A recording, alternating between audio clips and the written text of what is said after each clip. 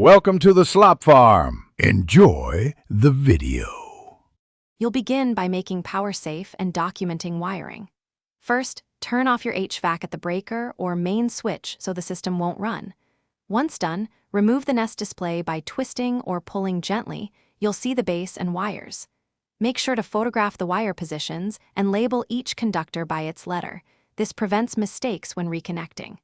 Keep a small screwdriver handy to loosen terminal screws. These quick steps set you up to swap or replace the thermostat safely.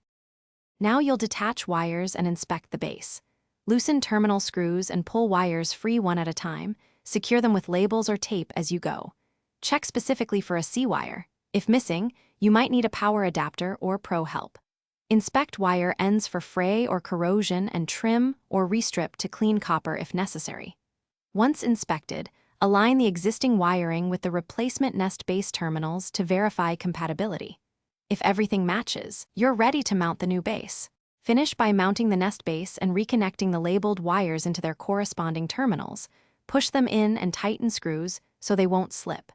Snap the display onto the base and restore power at the breaker. You'll see the Nest boot and guide you through system detection and Wi-Fi setup. Follow on-screen prompts to configure schedules and temperature sensors. If the thermostat shows no power, make sure the C-wire is present and seated, the breaker is on, and the terminal screws are snug. That resolves most issues.